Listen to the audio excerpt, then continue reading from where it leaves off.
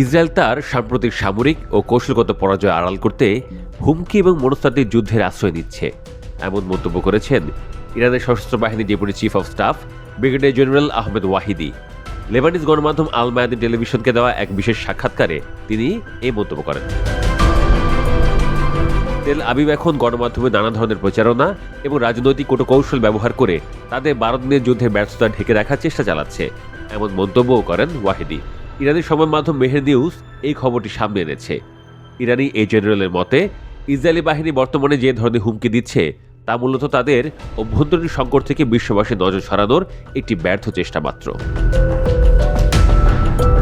ইসরায়েলের প্রধানমন্ত্রী বেনিয়ামিন নেতানিয়াহুর আসন্ন মার্কিন যুক্তরাষ্ট্র সফর এবং ইরানের পারমাণবিক ও সামরিক শক্তি নিয়ে যে নিয়মিত হুমকি দেওয়া হচ্ছে সে প্রসঙ্গে ওয়াহিদি তার অবস্থান পরিষ্কার করেন। তিনি বলেন যে ইসরায়েল বর্তমানে এমন একটি মেকি চিত্র তুলে ধরতে চাইছে যা আসলে যুদ্ধের ময়দানে প্রকৃত বাস্তবতার সম্পূর্ণ বিপরীত। ইরানের বিরুদ্ধে সরাসরি সংঘাতের হুমকি দিলেও ইসরায়েল মূলত একটি গভীর কৌশলগত সংকটের মধ্যে আটকা পড়েছে। তাদের কোনো সামরিক লক্ষ্যই এখন পর্যন্ত সফলভাবে পূরণ হয়নি এবং ইরান তাদের প্রতিটি পদক্ষেপ নিবিড়ভাবে পর্যবেক্ষণ করছে বলে তিনি জানান। জেনারেল ওয়াহিদি আরও উল্লেখ করেন যে ইসরায়েলের নেতৃত্বের এই অনবরত হুঙ্কার এবং প্রচারণা শেষ পর্যন্ত ব্যর্থতায় পর্যবসিত হবে।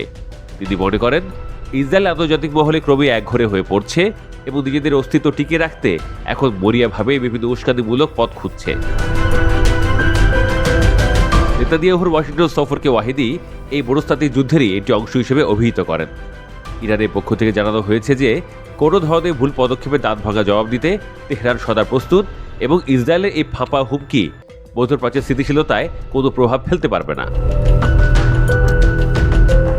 এদিকে ইরানের ব্যালিস্টিক ক্ষেপণাস্ত্র কর্মসূচি সম্প্রসারণকে হুমকি বিবেচনায় এটা ঠেকানোর তাগিদ দিতে মার্কিন প্রেসিডেন্ট ডোনাল্ড ট্রাম্পকে অবহিত করতে যাচ্ছেন ইসরায়েলের প্রধানমন্ত্রী বেনিয়ামিন নেতানিয়াহু।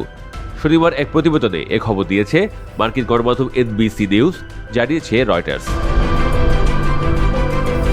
এনবিসির প্রতিবেদনে বলা হয়েছে, ইসরায়েলি কর্মকর্তারা ক্রমবর্ধমানভাবে উদ্বিগ্ন হয়ে উঠছে যে ইরান তাদের ব্যালিস্টিক ক্ষেপণাস্ত্র কর্মসূচি উৎপাদন সম্প্রসারণ করছে, যা চলতি বছরের মাঝামাঝি ইসরায়েলি সামরিক হামলায় ক্ষতিগ্রস্ত হয়। উদ্বিগ্ন ইসরায়েলি কর্মকর্তারা ইরানের এই ক্ষেপণাস্ত্র কর্মসূচিতে আবার আঘাত হানার জন্য বিকল্পগুলো দিয়ে প্রেসিডেন্ট ট্রাম্পকে অবহিত করার প্রস্তুতি দিচ্ছেন। এই পরিকল্পনা বিষয়ে সরাসরি জ্ঞাত এক ব্যক্তি এবং অবহিত 4 মার্কিন সাবেক কর্মকর্তা এনবিসিকে এমনটি জানিয়েছেন।